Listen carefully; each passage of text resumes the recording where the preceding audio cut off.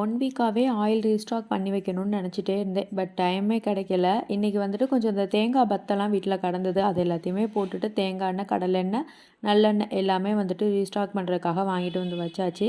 தேங்காய் எண்ணெய் வந்து செக்கில் ஆட்டினா தான் ஸ்மெல்லு வந்துட்டு அவ்வளோ சூப்பர்பாக இருந்தது. அப்படியே சரின்ட்டு எல்லாத்தையுமே எடுத்து வச்சுட்டு கொஞ்சோண்டு குக்கிங்க்கும் கொஞ்சோண்டு நம்ம தலைக்கு தேய்க்கிறதுக்கு மட்டும் தனித்தனியாக பிரித்து வச்சுட்டேன் நான். அப்புறம் வெயிலில் கொஞ்சம் போயிட்டு வந்ததுனால லெமன் ஜூஸ் மட்டும் லைட்டாக போட்டு குடிச்சிக்குவோம் அப்படின்னு சொல்லிட்டு லெமன் ஜூஸையும் லைட்டாக போட்டு குடித்ததுக்கப்புறமா லஞ்ச் ப்ரிப்ரேஷனுக்கு ஸ்டார்ட் பண்ணிட்டேன். இன்றைக்கி வந்துட்டு ரசம் வச்சுட்டு பூசணிக்காய் பொரியல் பண்ணிவிட்டு சாதம் வச்சுட்டு ஆம்லேட் போட்டுக்கலாம் அப்படின்ற பிளான் தான்.